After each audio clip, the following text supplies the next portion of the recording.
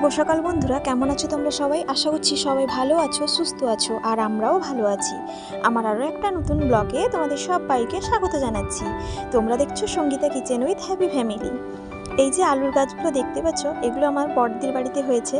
বেশ ভালো লাগছে, গাছগুলো খুবই সুন্দর হয়েছে, আর বাড়ির সবজি খেতে কিন্তু খুবই ভালো লাগে। তো যাই হোক, আজকে তোমাদের দাদা ভাই কলকাতা গেছে তার অফিসের কাজের জন্য, তো তার জন্য একা খাবো। তো সকালে ডিউটিতে গেছিলাম, তো তার জন্য ভাত আর ডাল সেদ্ধ করে রেখে দিয়ে গেছিলাম, আর এখন এসে ডালটা ছুঁক দিয়ে একটু বড়া করলাম কফি দিয়ে, আর আলু মাখা করছি জিরে লঙ্কা আর সরিষার তেল দিয়ে মাখাচ্ছি আলুটা। আর একা খেলে অ্যাকচুয়ালি রান্না করতেও সেরকম ভালো লাগে না, আর ছেলে তো দুপুরে তার বড় মার বাড়িতে খেয়েছে, তো তার জন্য আর সকালে সেরকম রান্নাও করিনি, করতেও হয় না যদি আমার হাজব্যান্ড না খায় বাড়িতে। ও যখন বাড়িতে খায় না, আমি একা খাই, তখন কিন্তু ডিউটি থেকে এসে সঙ্গে সঙ্গে রান্নাটা করে খাই, দিলে গরম গরম খেতে কিন্তু বেশ ভালো লাগে। তো তার জন্য তো যাই হোক, এখন খেতে বসে পড়েছি আলু মাখা, বড়া ভাজা আর ডালনা নিয়ে। ডাল অ্যাকচুয়ালি আমাদের বাড়িতে সেভাবে হয় না, কারণ তোমাদের দাদাভাই খেতে পছন্দ করে না, তো ও যবে বাড়িতে খায় না তবেই আমি ডালটা রান্না করি। আর ডালের সঙ্গে একটু সবজি দিলে বেশ খেতে ভালো লাগে, তার জন্য ফুলকপি আর আলু একটু ভেজেও দিয়েছি, তো তার জন্য ভালোও লাগছে। আর ছেলে তো খেয়ে দোলনায় ঘুমিয়েছে তার বড় মার বাড়িতে, তো তার জন্য আর তাকে ডাকলাম না, সে ভাত খেয়ে দুপুরে ঘুমিয়েছে। আর আজকে এমনিতেই নিরামিষ, তো তার জন্য আমি একা খাবো বলে এইগুলোই রান্না করেছি। তো তারপর দেখো, এই যে ছেলের কাপড়গুলো সকালে রোদে দিয়েছিলাম, শুকনো হয়ে গেছে, এগুলো তুলে রেখে দিচ্ছি, আর ঘরটাও ঝাঁট দিয়ে দিয়েছি। আর ছেলে ঘুম থেকে উঠলে ওই নতুন ঘরে একটু যাব ভেবেছি, আর বিকেলে বাড়িতে থাকলে সব কাজগুলো তাড়াতাড়ি শেষ করে ওই ঘরে একটু যেতে ভালো লাগে। আর ছেলে যেহেতু ঘুমিয়েছে, তো তার জন্য আমাকে তাড়াতাড়ি কাজগুলো গুছিয়ে নিতে হবে, কারণ ও উঠলে আমি আর সেভাবে বেশি কাজগুলো করতে পারি না, একটু সময় বেশি লেগে যায়, কারণ ওর পেছনে দৌড়তে দৌড়তে আমারও পা ব্যথা হয়ে যায়।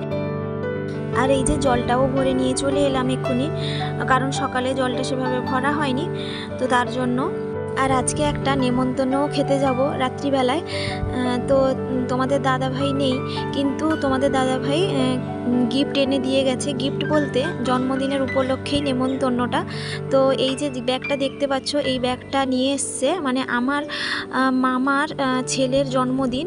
মামা বলতে আমার নিজের মামা নয়, কিন্তু আমার যে দাদুর যে ভাই, তার ছেলের জন্মদিন, তো তার জন্য ব্যাগ নিয়ে এসছে। আর আমার ছেলের জন্য তার বাবা ব্যাগ নিয়ে এসছে, গতকাল রাত্রিতে দুটো ব্যাগ নিয়ে এসছে, ছেলের জন্য একটা আর আমার মামার ছেলের জন্য একটা। যদিও স্কুলে বা টিউশনে সেরকম যায় না, তো তবুও আমি বলেছিলাম যে একটা ওর জন্য ব্যাগ এনে দিবে, তো ইচ্ছেটাও বাড়বে, তো তার জন্য দুটো ব্যাগ নিয়ে এসছে। আর তোমাদের দাদাভাই যেহেতু বাড়িতে নেই, তো তার জন্য আমি আর আমার ছেলে একটু তাড়াতাড়ি চলে যাব, কারণ সন্ধে হয়ে গেলে যেতে একটু সমস্যা হবে, তো তার জন্য দুজনই বেরিয়ে পড়েছি। আর ছেলে তো দুটো ব্যাগ দেখে ভীষণই আনন্দ, ও বলছে কি ওর ব্যাগটা নেবে না, আমার যে মামার ছেলের জন্য ব্যাগটা আনা হয়েছে ওইটাই নেবে। তো আমি বললাম যে তুমি বড় হও, দিলে বড় বড় ব্যাগ নিবে, যেহেতু তুমি ছোট, এই ছোট ব্যাগটাই নাও।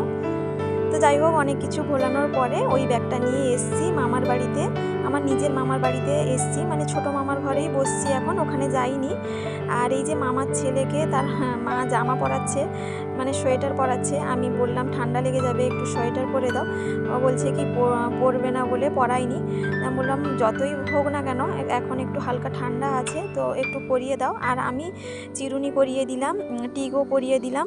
ও বলছে কারুর কাছে টিক বা চিরুনি করতে চায় না, কিন্তু তোমার কাছে করে নিল, তো বেশ ভালো লাগলো দেখে। এই যে আমার কাছেও বসছে, আর সবাই এখানে বসে গল্প আড্ডা দিচ্ছি একটু, কারণ মামার বাড়িতে সেভাবে আসা হয় না, মামার বাড়ি খুবই কাছাকাছি, কিন্তু সেভাবে আসা হয় না, সময় সেরকম হয় না, কারণ ব্যস্ততার মধ্যে দিয়ে দিন যায় বলতে গেলে, তো তার জন্য। আর এখানে সবাই বসছি, মাসি, মাসির মেয়ে, মামিমা, মামার মেয়ে, আর এই যে আমার ছেলে আর মাসির ছেলে এখানে মুড়ি খাচ্ছে। আমার বড় মামিমা তাদের দুজনকে মুড়ি মাখিয়ে দিয়ে গেল। আর এই যে মেজো দাদুর ছেলের বাড়িতে এসছি, আর এখানেই রান্নাবান্না হচ্ছে, আমরা যাওয়ার সময় দেখতে পেলাম এখানেই রান্নাবান্না করে গোছানো হচ্ছে।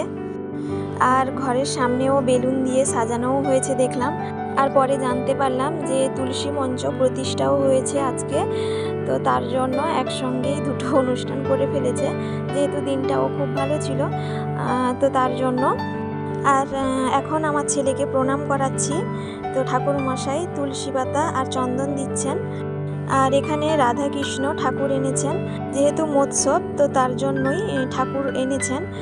আর এখন কিন্তু প্রতিটা বাড়িতেই দেখছি প্রত্যেকটা জন্মদিনে কিন্তু বেশিরভাগই মহোৎসবই করছেন, কারণ এখন একটা প্রত্যেক বাড়িতে একটা রীতিনীতি হয়ে যাচ্ছে যে জন্মদিন মানে মহোৎসব করতেই হবে।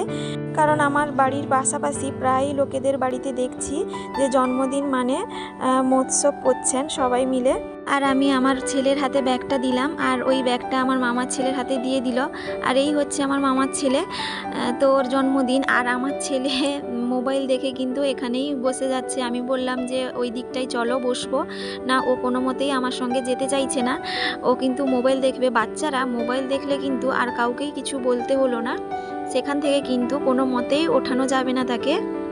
আর এখানে কিছু প্রসাদ আলাদা করে বের করে রাখা হয়েছে, কারণ এখানে ঠাকুর মশাইরা খাবেন। আমাদের বাড়ির পাশাপাশি যে ব্রাহ্মণরা আছেন ওনাদেরকেও ডেকেছে দেখলাম, তো এখানেই ওনাদেরকে খেতে দেওয়া হবে। আর কিছুক্ষণ বসার পরে আমরাও খেতে চলে এলাম ছাদের উপর। ছাদের উপরই খাওয়ানো হচ্ছে, তো কিছুজন খেয়ে চলে গেলেন, এখন আমরা খাবো। আর কিছুজন বসছিলেন বলে তার জন্য আমরাও নিচে ওয়েট করছিলাম, না হলে হয়তো খেতে চলে আসতাম। এখন আমরা সবাই মিলে খেতে বসে পড়েছি, আমি, আমার ছেলে, আর ও হচ্ছে আমার দাদার মেয়ে। আর ওইদিকে বৌদি বসছে, আমার মাসি বসছে, মামার ছেলে বসছে, সবাই মিলে একসঙ্গেই বসে পড়েছি, কারণ একসঙ্গেই এসছিলাম এখানে। আর আমার ছেলেকে যে ঠাকুর মশাই টিক দিয়েছে, তো তার জন্য ও দেখছে যে কি দিয়েছে। আর এই যে ভাত, আলু ভাজা, চচ্চড়ি পড়েছে, তারপর ডাল এলো আর ঘন্ট এলো। তো শীতের সময় কিন্তু মহোৎসবটা খেতে কিন্তু ভীষণই ভালো লাগে, তো তার জন্য আর এটা মিসও করিনি।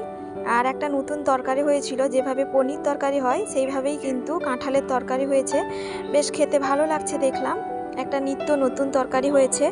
আর আমার ছেলে যেহেতু সেখানে মুড়ি খেয়েছিল, তো তার জন্য ও খেতে চাইছিল না, তো যাই হোক লাস্টের দিকে ওই পাঁপড় আর একটু দই খাইয়েছিলাম।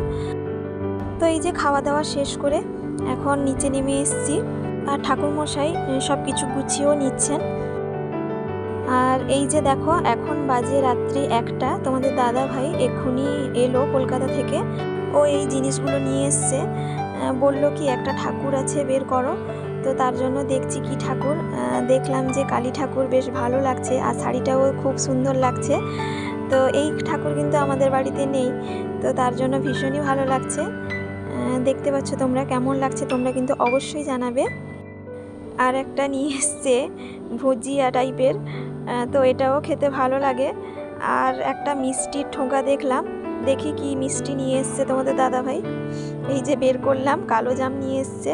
আর কালো জামটা আমার ছেলে খেতে ভীষণই ভালোবাসে, তো তার জন্য কালো জাম নিয়ে এসছে। আর ওই দিকে নাকি কালো জামটা বেশি পাওয়া যায়, তো তার জন্য এইটাই নিয়ে এসছে। আর ওকে এখন খেতেও দিয়েছি। মামার বাড়িতে প্রসাদও দিয়েছিল, কিন্তু ও বললো এত রাত্রিতে আর প্রসাদ খাবো না, জল ঢেলে একটু মুড়ি খাবো, তো তার জন্য মিষ্টি দিয়ে মুড়ি খাচ্ছে ও। তো বন্ধুরা, অনেকটা রাত্রিও হলো। আমার এই ব্লগটা কেমন লাগলো অবশ্যই কমেন্ট করে জানাবে। যদি একটুকুও কোথাও ভালো লেগে থাকে একটা লাইক দিতে ভুলো না। আর সাবস্ক্রাইব যদি না করে থাকো প্লিজ একটা সাবস্ক্রাইব করার অনুরোধ রইল। আর যারা অলরেডি সাবস্ক্রাইব করে দিয়েছো তাদেরকে অসংখ্য অসংখ্য ধন্যবাদ। সবাই ভালো থাকবে, সুস্থ থাকবে, আবারও দেখা হবে।